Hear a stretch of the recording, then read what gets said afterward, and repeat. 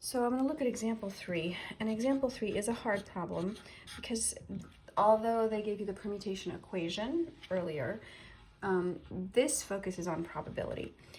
And here they're saying you've got 12 floats in a parade,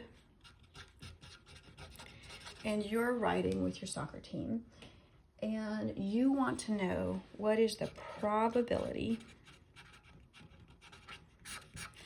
that the soccer float is first, the chorus float, maybe your best friend's in it, who knows, is second, and then all the others,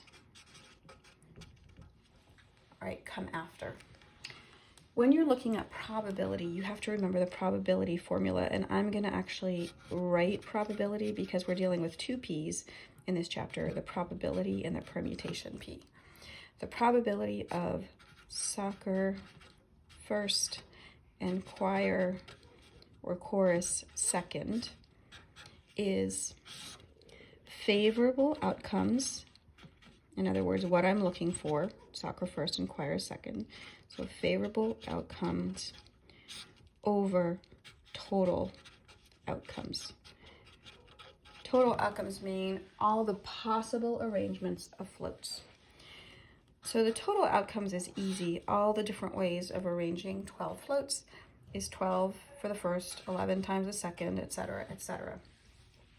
But if I want the soccer team first and the chorus or the choir second, then I've taken those two options first, and I've got these, I've done this one first, that one second, and then I have 10 left over, right?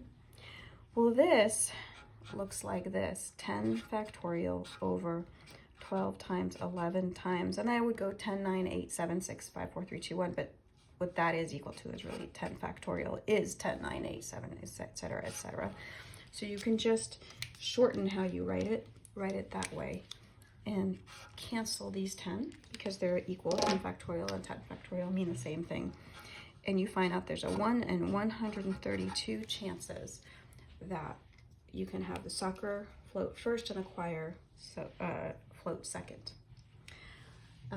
And that is the end of section 13.2.